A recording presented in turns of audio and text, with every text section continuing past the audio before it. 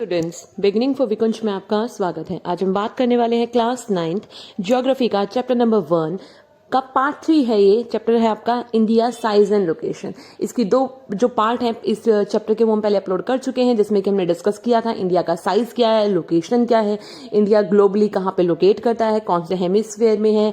ठीक है, size wise कहें तो इंडिया कौन से नंबर पे आता है, जैसे कि 7th largest country in the world है इंडिया। ठीक है, इंडिया से बड़े और कौन कौन से कंट्री है, स्टैंडर्ड मेरिडियन क्या है, स्टैंडर्ड मेरिडियन का यूज क्या है, ये सारी चीजें हम डिस्कस कर चुके हैं। तो आज हम इसका आगे का नेक्स्ट टॉपिक डिस्कस करने वाले हैं, जिसका कि नाम है India and the world. That means कि कहीं ना कहीं हम ये देखेंगे कि India location wise, that means कि जहां लोकेट करता है उसका वर्ल्ड वाइड क्या है, उसका क्या महत्व है, इंडिया के जो रिलेशन है वो किस तरीके का रहा है, मतलब ग्लोबली अगर हम देखें तो कैसे कनेक्टिविटी बनी रही है वर्ल्ड के साथ। ठीक है ना, तो ये सारी चीजें हम देखेंगे और किस तरीके से बहुत सारी चीजों का एक्सचेंज क्या है इंडिया का हुआ है अदर कंट्रीज के साथ। क्लियर, तो वो सारी चीजें हम अपने आज के इस वीडियो में देखने वाले हैं। तो आइए शुरुआत करते हैं हमारी आज की वीडियो की। अगर जैसे कि मैंने आपको बताया कि इंडिया का जो लैंड मास है मैं आपको बता चुकी हूँ कि कितना है, एरिया स्क्वायर वाइज मैं आपको बता चुकी हूँ। ठीक है ना, अराउंड 3.28 किलोमीटर स्क्वायर किलोमीटर के समथिंग क्या है इंडिया का लैंड मास एरिया है। इसके अलावा अगर मैं बात करूं तो आपने देखा था कि ये क्या है, जो हमारा एशियन जो कॉन्टिनेंट है उसके साउदर्न साइड में आता है, नीचे के हिस्से में आता है, और उसको भी क्या करता है एक तरीके से मिड में इसके बिल्कुल आता है ना। एशियन जो कॉन्टिनेंट है उसके मिड में आता है और ये क्या करता है, एक सेंट्रल लोकेशन प्रोवाइड करता है ईस्ट एंड वेस्ट एशिया दोनों तरफ, क्योंकि आपको पता है ना बिल्कुल बीच में हो गया, तो इसलिए क्या है जो सेंट्रल लोकेशन प्रोवाइड करने का काम करता है ये ईस्ट एशिया और वेस्ट एशिया के लिए। ठीक है ना, और ये एशियन कॉन्टिनेंट के क्या है साउदर्न वर्ड एक्सटेंशन में बेसिकली लाई करता है। इसके अलावा क्या करता है, ये एक ट्रांस इंडियन ओशन रूट्स के थ्रू क्या कनेक्ट करता है। दैट मीन्स कि जो समुद्र के जो रास्ते हैं ना, दैट मीन्स कि आपको पता है एक तरफ क्या है नीचे इंडियन ओशियन है, एक तरफ क्या है बे ऑफ बंगाल है। ठीक है ना, एक तरफ क्या है आपका क्या नाम है, आप देख सकते हो कि दूसरी तरफ क्या है, एक और आपका क्या है आपका अरेबियन सी है। तो ये क्या एक तरीके से इन रूट्स के थ्रू क्या करता है, कनेक्टिविटी प्रोवाइड करता है और एक स्ट्रेटेजिक लोकेशन प्रोवाइड करता है किसके लिए, यूरोप में जाने वाली कंट्रीज के लिए, वेस्ट में जाने के लिए। ठीक है ना, और इसके अलावा ईस्ट एशिया में जाने वाले जो जितने भी जो एक तरीके से कह सकते हो जो कंट्रीज है वहां पर जाने के लिए एक आपका ट्रेड रूट क्या है, trans Indian Ocean routes basically ये डेवलप करता है। मतलब यहीं से अधिकतर क्या है कंट्रीज में जाना पॉसिबल हो पाता है, कनेक्टिविटी करता है।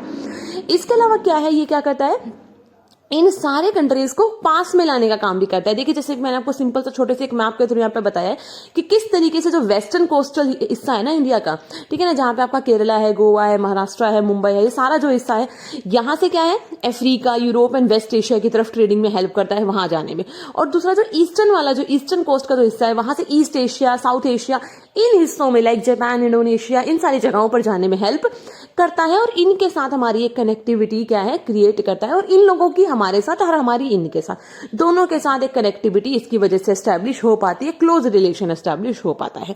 ठीक है, इसी वजह से एक खास बात, एक बहुत बड़ा क्वेश्चन आता है कि जो इंडियन ओशियन है उसका नाम क्या नाम है, इंडियन ओशियन ही क्यों रखा गया, कोई और नाम क्यों नहीं रखा गया। इसके पीछे देखो बहुत सारे रीजन है। सबसे बड़ा रीजन तो ये क्या है, एक सेंट्रल लोकेशन प्रोवाइड कर रहा है इंडिया, है ना, इंडियन ओशियन में। दूसरी चीज क्या है कि इंडियन ओशियन के साथ किसी और कंट्री का इतना बड़ा कोस्टल लाइन बॉर्डर क्या है टच नहीं होता जितना इंडिया का होता है। आप देख सकते हो कि कितना ज्यादा जो कोस्टल लाइन बॉर्डर है ना इंडिया वो शेयर करता है इंडियन ओशियन में। तो दैट्स वाई भी क्या है एक तरीके से जो इंडियन ओशियन है उसका नाम क्या है इंडिया के ऊपर रखा गया है। दूसरा ये क्या है, अदर जो कंट्रीज है लाइक एशिया की, ईस्ट एशिया की है, साउथ एशिया की है, अफ्रीका, यूरोप, वेस्ट एशिया, उनको भी कनेक्ट करने का काम करता है, उनके लिए भी एक सेंट्रल लोकेशन का काम करता है।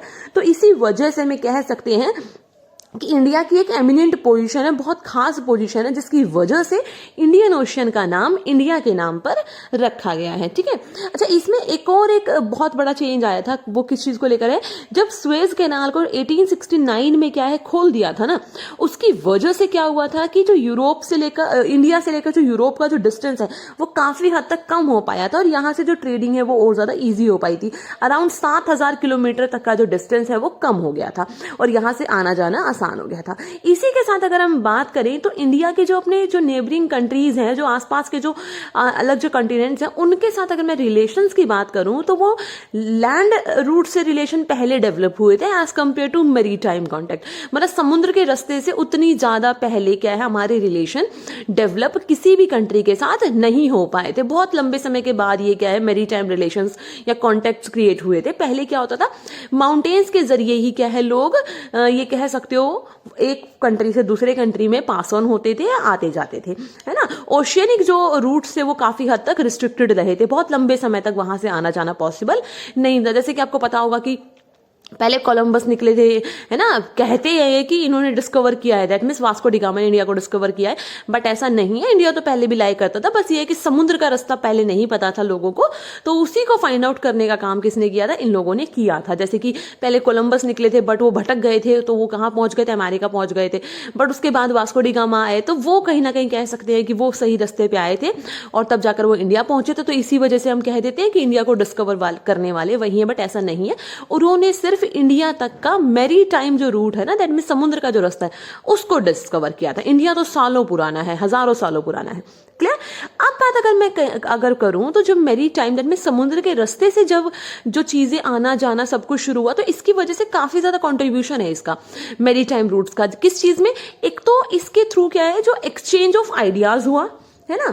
इंडिया ने क्या है हमारे पड़ोसी कंट्रीज के साथ आइडियाज को एक्सचेंज किया है और कमोडिटीज को भी एक्सचेंज किया। क्योंकि देखिए आप कितनी भी कोशिश कर लीजिए कितना, तो इंडिया ने क्या किया, अपने पड़ोसी कंट्रीज के साथ आइडियाज को एक्सचेंज किया, कमोडिटीज को भी एक्सचेंज किया। जैसे कि आप देख सकते हो कि जो उपनिषद है, रामायण है, पंचतंत्र की कहानियां हैं, इंडियन न्यूमरल सिस्टम है, ठीक है ना, और डेसिमल सिस्टम है, ये सारी चीजें क्या है इंडिया की विदेशों तक पहुंची थी और वर्ल्ड की बहुत सारे जगहों पर ये पहुंच पाई थी, ठीक है। और इसके अलावा अगर मैं कमोडिटीज की बात करूं तो मसाले हैं, ठीक है, यहाँ तक कि कपड़े हैं। आपको पता होगा पहले क्या अधिकतर जो कंट्रीज थी वहां पे तो पत्तों का यूज करते थे, वैसे मजाक नहीं है बट सीरियसली वहां पे इस तरीके की चीजें यूज होती थी। और मसाले भी वो लोग यूज नहीं करते थे। इंडिया के केरला साइड से ही क्या है मसाले विदेशों तक गए थे, तब जाकर उनको मसालों के बारे में पता लगा था।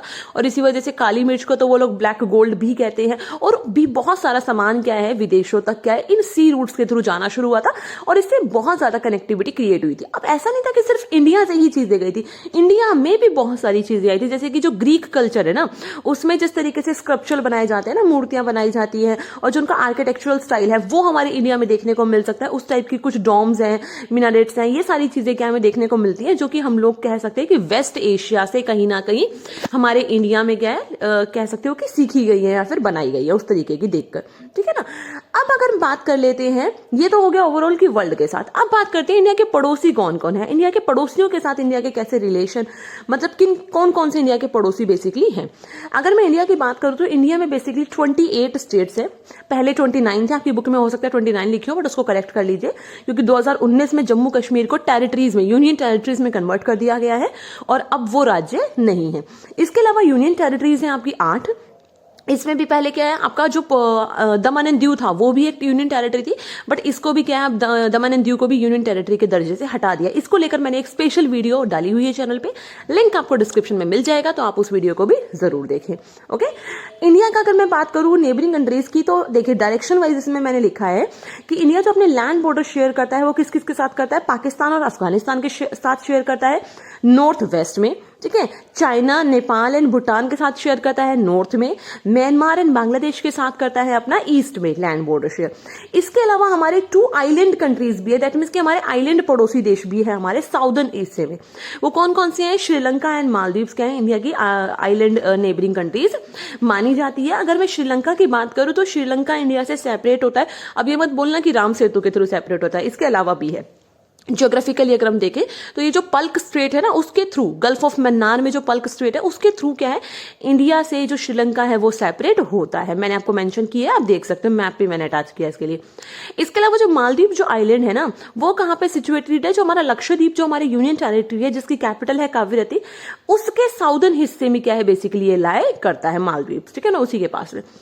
इसके अलावा कुछ की फैक्ट्स हैं जो कि मैंने आपको इस वीडियो में अटैच करके दिए हैं। लेकिन 1947 से पहले हमारे इंडिया में जो स्टेट्स है ना, उनको इस तरीके से नहीं देखते थे। उनको वो 2 कैटेगरीज में डिवाइड थे। पहला तो था द प्रोविंसेस, जिन पे कि डायरेक्ट ब्रिटिशर्स का रूल होता था, ठीक है ना, ब्रिटिश ऑफिसर्स उनको कंट्रोल करते थे और उनके लिए वायसराइज क्या करते थे, वहां पे ब्रिटिश ऑफिसर्स को अपॉइंट करते थे।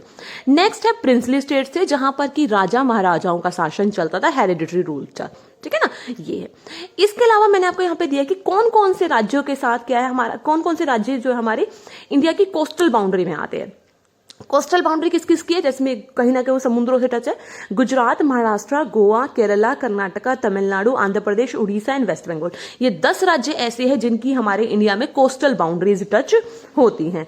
नेक्स्ट है लैंडलॉक्ड स्टेट्स। कौन कौन से हैं? लैंडलॉक्ड वो स्टेट होते हैं जो चारों तरफ से जमीन से घिरे हुए होते हैं, ठीक है। पेनिसुला वो होता है जो 3 तरफ से पानी से घिरा हुआ होता है। ध्यान रखना, इसमें कंफ्यूजन मत रखना अपने पास कोई भी। तो लैंडलॉक्ड स्टेट्स कौन कौन से इंडिया के? Madhya Pradesh, Haryana, Telangana, Chhattisgarh, Jharkhand and Delhi. Delhi union territory है तो इसलिए मैंने 5+1 6 करके लिखा है, तो 6 से है, ठीक है, लैंडलॉक्ड स्टेट्स है। इसके अलावा लैंड बाउंड्री शेयर करने वाले कौन कौन से राज्य हैं? टोटल वैसे कितने हैं आपके? 16 है, बट एक यूनियन टेरिटरी भी है तो 17 काउंट करते हैं। तो कौन कौन से? गुजरात, राजस्थान, पंजाब, जम्मू एंड कश्मीर जो कि यूनियन टेरिटरी है, लद्दाख इससे सेपरेट होकर बना है, हिमाचल प्रदेश, उत्तराखंड, उत्तर प्रदेश, बिहार, सिक्किम, असम, अरुणाचल प्रदेश, त्रिपुरा, मिजोरम, मणिपुर, नागालैंड, मेघालय एंड वेस्ट बंगाल। ये आपके क्या है? लैंड बॉर्डर शेयर करने वाले स्टेट्स है, लैंड बाउंड्री, ठीक है, हमारे इंडिया के।